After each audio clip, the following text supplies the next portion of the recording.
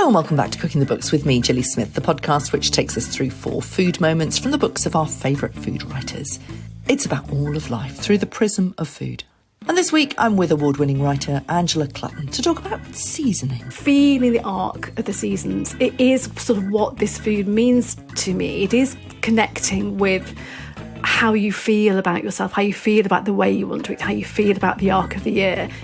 This is so much more than a bit of salt and pepper on your food. This is about how climate is changing our seasons, with its earlier springs, longer summers, warmer, wetter winters, and the role that we can play in the food system. It's a book packed with the rigour we associate with Angela's writing, but brimming with flavour and delicious ideas to reduce our waste and get more, much, much more out of the here and now. It has all the hallmarks of a modern classic, and in publication week, I asked her how she was feeling. It's always a strange time, to be honest, because you work for so long on a book and you're on your own for most of that. And then you have the gorgeousness of being with the team, putting it together. So that's the designer and the publisher, even before you get to the studio with the photographer and stylist and all of that. And that's gorgeous. And then there's this lag when it's, obviously pages being printed and being sent to bookshops. And so when this bit wheels round, it's a little bit surreal. I think I'm finding it a little bit, so this is my third.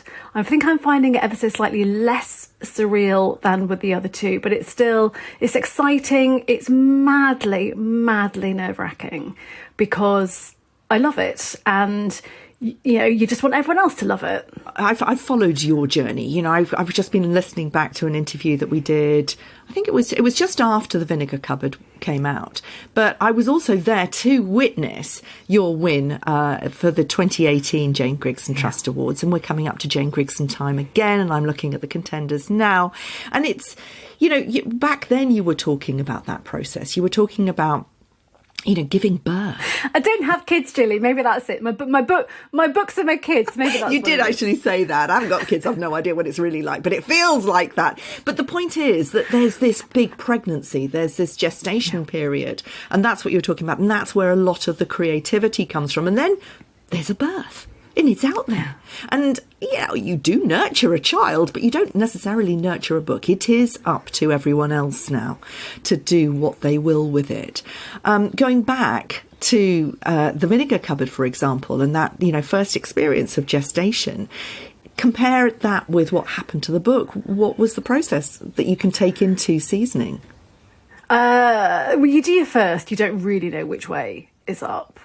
And so I remain phenomenally grateful to Jane Grigson Trust. I was only talking to John Sloan actually last week and saying I really do think if I hadn't won that award at that very critical point in doing the Vinegar Cupboard, I was still very, very early days of writing it when I won. That's the amazing thing about the Jane Grigson.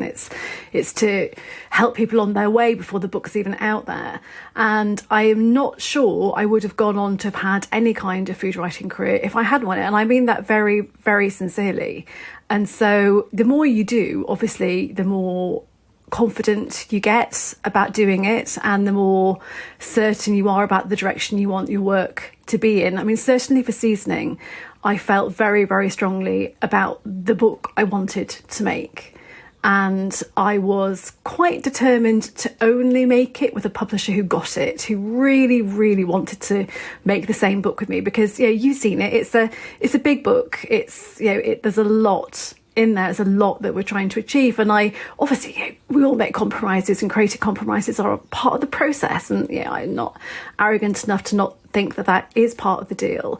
But I really wanted someone who would go on that journey with me. And I was then beyond thrilled and remained beyond thrilled that Murdoch, Celine Hughes in particular, really, really got it and have made this book with me. And I think you only get that confidence, maybe from being older, actually, but also, from having done the other two and think, okay, this is the book that I've been building up to. I want to make it the best I can make it. Yeah, I think it's about setting you on the tracks, giving you the validation, the belief that you can do this, and then putting you on the tracks and encouraging you and allowing you and enabling you. And I think that that's a really interesting track. I do a lot of food writing retreats here, and we talk about how you get to say what you want to say, to whom and why. You feel like you have a much clearer sense of what you want to say. I think that, with the Vinegar Cupboard, it was definitely how you want to say. You've got a particular style which is about rigour, and you deep dive into, history and story. But it is about rigour, and that would be your sort of byline. Angela Clutton, the rigorous writer. I would say. That's not very glamorous, Gilly, to be honest. But we don't necessarily need glamour, actually. We need depth and heft. And, that's what makes a modern classic. All the Instagrammy stuff can be the glamour, and that's very passing and temporary. You're not a temporary kind of writer, I don't think. Actually. No, I'm teasing. I do appreciate that. I do like to think that my work is pretty comprehensive, and that is what I wanted to do with seasoning. And yeah, you're absolutely right. Your Vinegar Cupboard, it is, a very, very, very deep dive into vinegars around the world. It's a very particular kind of thing. My second book, Borough Market, The Knowledge, was very much a collaboration with the market, and a joyous one, and a gorgeous kind of coming together of my years working with them, but a very different kind of book possibly for me. And so I felt with seasoning that I really kind of wanted to get back maybe to that rigour, to being comprehensive, to doing something which was going to be a Bible, a real kitchen companion for people. That's at its heart. That was in the first line of my proposal. What I want it to feel is a kitchen companion that people can keep on going back to again and again and again. And to achieve that, I think there does have to be a certain level of rigour to it. Yeah. And what's so interesting about it is that it probably will be a modern classic. It has the look of it, beautiful Patricia Niven photography, which I do want on my wall. I might have to ask you to connect me with her, because I think I want her prints all over my house. Absolutely beautiful.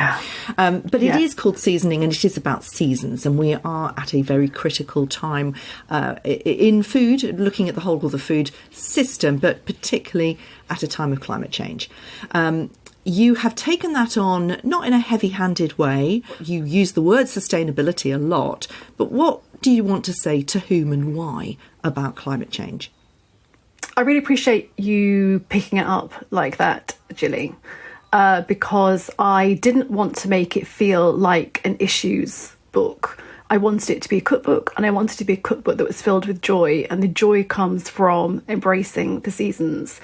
But there is a really kind of serious thing behind that as well. There's a feature at the beginning of the book which is about our shifting seasons, and how, we can all feel it, that springs are coming that little bit earlier than they used to, and summers are obviously going on that bit longer, and it is changing. And how we get our food, where our food comes from, where it's produced, where it's grown, does have a considerable impact upon that. When you're getting things or seeking out things out of their natural season, the only way they're being grown and reaching us is by being artificially kind of produced with light and heat and storage, let alone before you even start to think about all the transportation. And that's all just extra energy.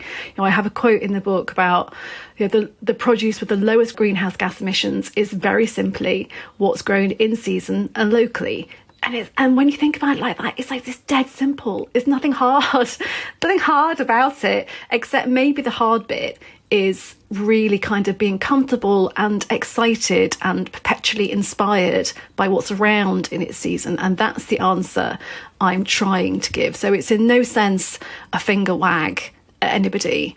It's just hopefully a resource to just really embrace the seasons, because it does matter. It really does. And it's not one of those books that, 15 ways with a chard. I know you hate chard, and actually you don't hate chard anymore. Thank you. I have to stop. Thank you for spending so much time with chard. I love chard, and I love growing chard. But and we'll talk a little bit about chard later. But this is probably a book for your middle class, middle England, who loves to cook, who's already probably quite a good cook, and you can, cut through the how-to and go straight through to the why-to. So there's lots of tips about how to flavour pair, and we'll talk about that in one of your food moments in a minute. But it's very important. It's about how to get the best of British food. It's a unpacking of all the amazing foods that we actually have at our disposal, even through the hungry gap, which must have come through from your time at Borough Market. I mean, you still work very much with Borough Market, but that last book that you wrote was deeply in conversation with the growers, the producers, the greengrocers. What stories were you getting from the front line of those people that you've brought to the book? I think even more than the stories from the traders specifically, it was a feeling that, I'd be down at the market a lot very early in the morning to get those stories from the traders, to hang out with them. And what I would feel sort of deep in my soul probably is that the arc of the year, and how that affected what was appearing on the stalls, and the mood and the flavours and the colours and the smells and the sounds. And that really, really connected with me so strongly, as well, obviously, as thinking, OK, so this is where I'm going to get this, that and the other at different times of year. It was more of an emotional feeling that has stayed with me. And I think that's the story I wanted to tell, of how you can sort of soulfully connect with the seasons in your kitchen. I just wanted to mention King Charles. Not that you have a particular connection with him, but you do talk about Hoggett. And when I was reading your bit about Hoggett, I was thinking, actually, King Charles, when he was Prince Charles, was talking about this in the early 2000s. He was saying, we really need to be thinking about the meat that we buy and why we buy it in a particularly sustainable way. I think that's what food writing is about. It's about thought leading. Tell me briefly about Hoggett, why we don't see it in the supermarkets, and what you would like to see, and perhaps, bringing together some of the ideas from Borough Market. For me, it's about understanding what it is that we're buying and what it is we put on our plate. A lot of the time when we're buying lamb, it's a word for sheep, really, because we could be buying, probably not mutton. I think we would know if it was mutton, but you probably are actually buying Hoggett, which is just, an older sheep than a lamb is. But the word lamb has become what everyone is so used to and what's so comfortable with. And people don't really understand that a Hoggett is even more delicious because it is that bit older. It's had longer on the pasture. Its muscles and fat have developed, and therefore flavour has developed too. And so I think it's about understanding what it is that we're buying, because that's how you support your farmers and your producers, and that really, really matters. We all just need to know just ever so slightly more. Does it matter whether you go into a butcher's and ask for lamb or Hoggett? Maybe not, but maybe yes. Maybe that helps those farmers have a herd which is more sustaining and therefore sustainable. Yeah. And, I notice we'll go into your 4 food moments now, and your first is roast chicken. And so many people will say to me on this show now that roast chicken is still their favourite dish. It feels very much like a British classic, but they will say they'll have it maybe once a month. It will be organic. It will certainly be free range. The issues around how chickens are grown is hugely important. Now, that's changed phenomenally. Is that one of the reasons why you chose this as your first food moment? Do you know, it's probably not, to be honest. I do have a section in the book about spring chicken. I was sort of quite amused and intrigued by the notion of spring chicken, and that phrase for thinking about something as kind of young and sprightly, and we have such issues now with the ages of our chicken that they are fattened up so fast. They're not even old enough to to be feathered and make it out into the air. They're just it's just wait, end up in the supermarket. And so it's the whole notion of rearing a chicken and then the age of it's been very much turned on its head. So I do talk about that in the book, and it was very important for me to talk about that in the book. And I'm very, very supportive of places like Piper's Farm, who are being very kind of aware and open about what they're doing, but with rearing their chickens. But the reason for choosing roast chicken for my food moment was much more sort of simply joyous than that, to be honest, because it is exactly as you say. Loads of people say it. Roast chicken is kind of the ultimate comfort food. We had it last night. It's just such a lovely, lovely thing to have, and especially if you are able to make the choice to do it in a way where the chicken is of a certain kind and sustainable and all the rest of it, and also then going to taste all the better for that. But for me, it's that the smell of it, the taste of it, obviously, but also the roast chicken. I feel very connected with the arc of the seasons and the arc of the year and the way that we do it.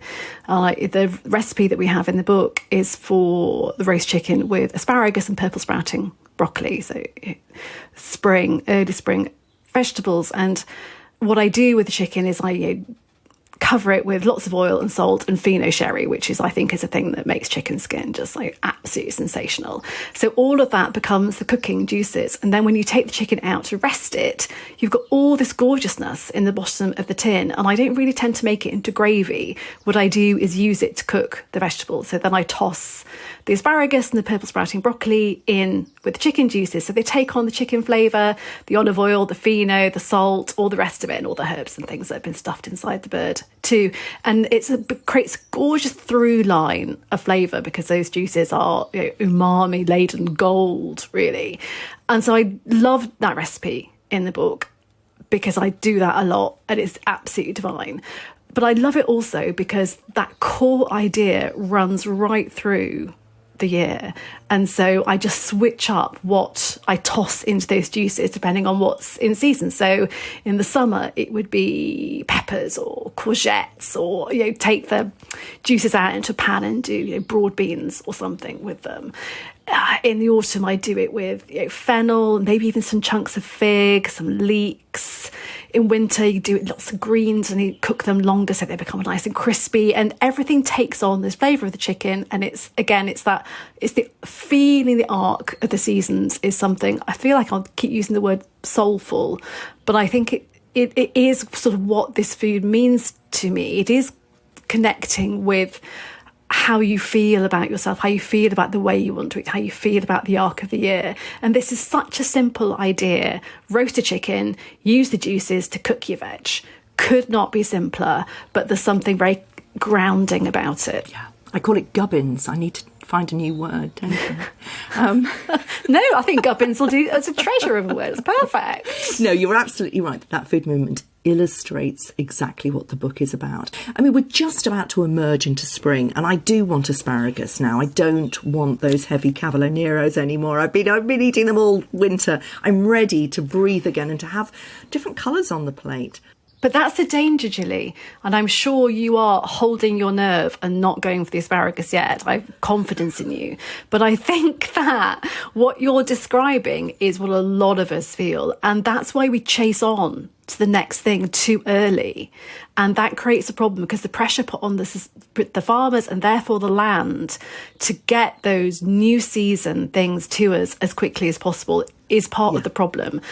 And hopefully I can be part of a solution of finding more ways that you can keep on enjoying your parsnips and your greens and maybe even your sprouts and things, so you can just stave off the yearning for asparagus even by a couple of weeks, because those things can make all the difference for the farmers who are under such pressure to get stuff out. Yes, and it really does matter that if you can get to the market. And we've got a award-winning farmers market in Lewes, but we've also got the market, with your Barrow boys and the vegetables that they have are seasonal and they are absolutely fantastic. And I just think that if we had more markets around, people would see the food that is available for now. I love the food memories, and I think that linking that to going to the market, if you're a kid going down to the market with your mum or dad and you see all these wonderful colours and vegetables around at different times of the season, they create food memories. And your second food moment is the new potato salad. And I love this because I realised I hadn't really seen much of you. Here we see your mum in, spaghetti straps and sandals, washing the new potatoes, and you and your sisters. And that's a lovely thing. I'm really glad you put that in you. It feels much more Angela voice. But tell me about that memory. That's really lovely, Jude, if you pick up on that, because this is by far my most personal book, which I guess is no surprise, given the first one was about vinegar and the second one was a collaboration with Borough Market. So, but I was surprised by how personal I got with it, I suppose, and that when I was thinking about, okay, so I'm going to write about pumpkins, each one of the produce features begins with a page or whatever about a story, and a lot of them became my story and how I connect with those vegetables and fruits, which took me by surprise. But then I decided to really kind of embrace that and roll with it and enjoy those kind of personal connections. And a lot of it is memory and how connecting food and memory are. And then the next stage of that is how grounded those food memories are in their seasons. So the one that you just mentioned is absolutely right. I will never not be washing new potatoes and think about being outside the house on a hot day with my mum's freshly painted toenails drying in the sun, the very particular yellow enamel bowl that she would only use for washing new potatoes. And I will never not think of that. My mum's not around, and it's a gorgeous connecting memory. And maybe it's why I love new potatoes so much, because every time I do it, I kind of have that moment of feeling close to her again. And it's not just new potatoes at any time of year, it's new potatoes on that kind of gorgeous summer's day. And so I decided to kind of really lean into the new potato theme and make it one of my kind of guides. So through the book, you'll have seen there are things that aren't really recipes, they're sort of I suppose I have to call them guides, use the word again, of how to do mashed potato, how to do roast potato, how to do winter broths. And it's easy to think, yeah, all right, Angela, like we actually do know how to do roast potatoes, like we've got this. But what I'm trying to do is show, again, it's that comprehensive, rigorous thing, I suppose, of trying to show the different permutations of and how you can do the best version of those things, and then maybe think about amping them up in different ways. So for the new potatoes, it's about how to cook them in a way that really maximises their gorgeous flavour and texture. When you get those very first nuggets of new potatoes, you really want to protect their flavour and texture and not just boil it away. And then think about how you can get the flavours in there early while they're still warm and they're really ready to absorb all the lovely flavour. So the new potato salads was a lovely one to write and think of different ways of, it's not just one recipe for a new potato salad, it's a way of making new potato salads that will see you right through the spring and the summer with different ways of reinventing them. Keep saying the same thing, helping yourself stay inspired by that produce right through its seasons by thinking, oh yeah, I could do that flavour partner, or I could think about doing them in that way. And it's coming up with little ideas that just nudge people along. Yeah.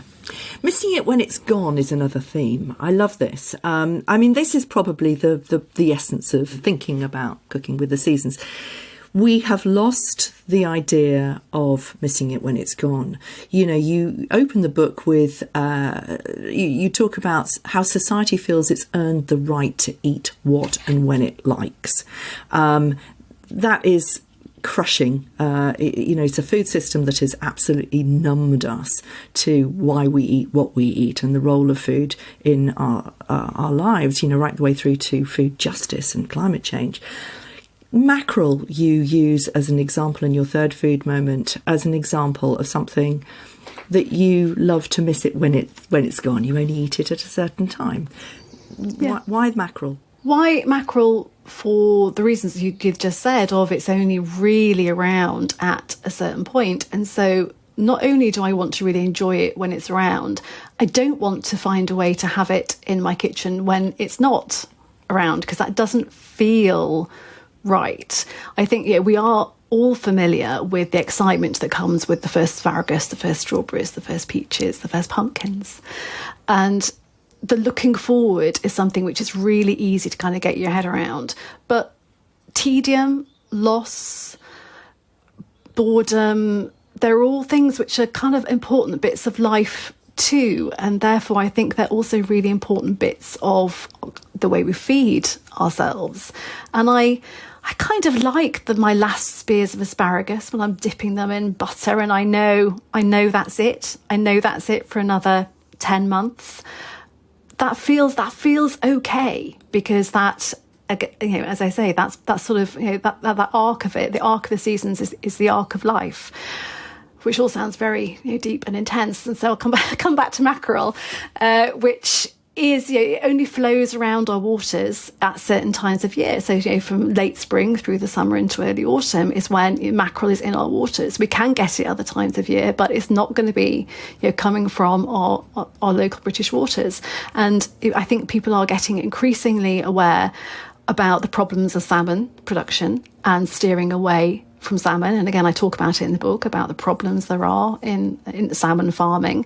And so I steer away from salmon in a way that a lot of people increasingly are. So I get my oily fish hit with mackerel and I look forward to it when it comes, and it's probably, certainly actually the fish that I cook the most right through the summer. And I try and do it simply. There's a recipe in the book for just pan frying it and sitting it on top of some raw samphire and some cucumber ribbons, and then you cook some tomatoes in with the juices of the mackerel. And again, it's all about building these layers of flavour with each other and letting the flavours of the season carry each other along is very much my approach to it. And so I would really urge people to, especially in summer, park the salmon and really go for the mackerel, because it's so delicious as well and so cheap. I think that's the other thing about mackerel. It is pretty cheap, certainly compared to salmon. I keep putting the two together, but I think they are kind of connected often in the way that we eat them and cook them. And so in season, it's just another aspect of seasonality generally, that often things when they're in season are going to be cheaper. Yeah, and get them from the fishmonger if you can. Yes, indeed. Your final food moment is, it's about the flavour partners that are really kind of what this book is about. It's about extending our repertoire and making us think about vegetables and how to cook them. I love the bit about the chard stalks, pairing them through the different seasons, because of course chard changes through the seasons, which is why I love it. But you grow it, don't you? I do grow it, and it grows very well. I mean, I'm not a great grower, and we were working on it yesterday, and there's this sense of failure because I'm looking at the rabbits watching me, watching them, and we just know that they're going to get it all. But somehow they don't like chard. Well, I think before we go too much further, I have to probably sort of out myself as having kind of written quite a lot of my stuff at your place. Yes, you did. Which has been, gorgeous place and gorgeous creative space. But I do remember one morning when I was sitting outside the fabulous studio you have, you were kind of raging about how the rabbits or the deer had got to your stuff. You were so cross about it. Well, what can I do? I mean, I'm not going to fence the whole place off. They have to. So we have a little bit for them, bit for them. But I did build a polytunnel yesterday. Oh, very good. But chard stalks with potato and celeriac as an example of seasonal buddies, as you call them. I love that. And your final food moment is about blood oranges and the first of spring's produce. Tell us about that flavour partnering.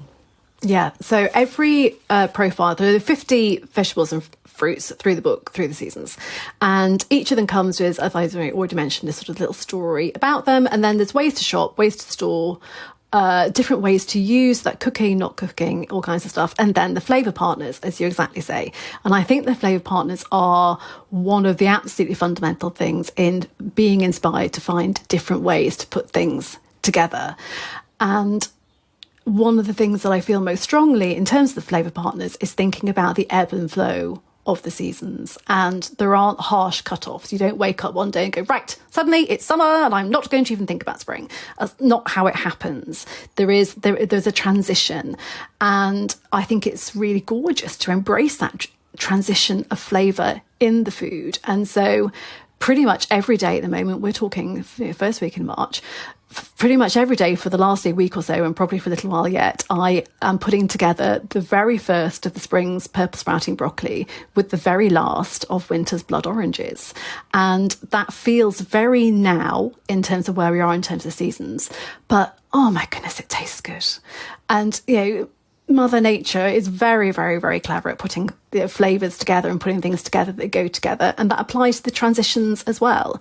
So the gorgeous kind of, zesty, sweet, complicated flavour of the blood oranges just peps up. It's just what purple sprouting broccoli needs, especially if you've got some anchovy or something in there too. It just really lifts it and gives it a whole other dimension. And it is as simple as roasting it or whatever and then just giving a squeeze over. Could not be more simple, but it's just getting those ideas in your head and having them become almost second nature. I was talking to Anna Jones, whose episode goes out the week after you, and when I was talking to her, we'd just had a Yemeni supper club the night before. 2 Yemeni refugees were showing us their food culture and their country and their whole sense of who they were through their food. And the food was traditional Yemeni food. Wasn't fancy flavours, wasn't any flavour partnering that they would do. They wouldn't use that kind of vocabulary. And Anna has created 124 brand new recipes. And I asked her, if we've got too much going on in our food culture in Britain, compared with something like the Yemenis, who absolutely know everybody would know how to cook what those women cooked that night. Who are we as cooks in Britain? It's so complicated that I'm dying to hear Anna's answer. I think that the sheer volume of food messaging can be quite overwhelming, and it can be quite daunting, I think. And a little bit of what set me on the track of writing seasoning was wanting to, you can't put everything in one place, but I did want to kind of corral quite a lot of the ideas, the inspiration that are around. You'll see at the back there's a fairly extensive bibliography of work that has inspired what's happening in seasoning, and I wanted to try and kind of pull it all together. So there's sort of one place where people, or I anyway, one place where you can go to kind of find some ideas, because there is a lot out there. There's not only a lot of messaging, but obviously there's a lot of ways of the messaging reaching people. So I think it can be daunting, but I think that it can also be very inspiring. There are people out there who are trying to clarify and help people kind of use those things in their everyday life, because that's the thing. The stories are gorgeous. Having beautiful books is gorgeous to look at. And there's something very importantly aspirational about food and food writing and cookbooks and TV shows and all the rest of it. But if part of your focus is simply about wanting to help people feed themselves and feed their family, then I think there has to be a certain simplicity to it as well. I feel that's what Anna does brilliantly.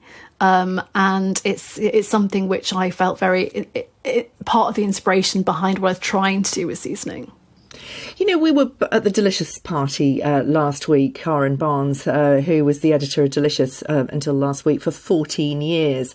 And I was just sort of looking around the room, and everybody was there who's been on Cooking the Books, but who has really kind of, you know, created this very deep and delicious food culture. And I was thinking that, you know, Karen started her editorship before Instagram and has driven a lot of the people in the room towards writing what they really want to say and taken it seriously. And it was a really interesting evening. You know, there are a group of food writers now who do take food seriously, and it's not a finger wagging way. It is a way of bringing those stories from the producers to our plates to talk about why. And I wondered what Jane Grigson would say about this coterie of food writers. I'm thinking of Claire Finney, who was there, Georgie Hayden, who brings all that lovely identity to our food plates, Andy Oliver, who does the same, but with such pizzazz and character.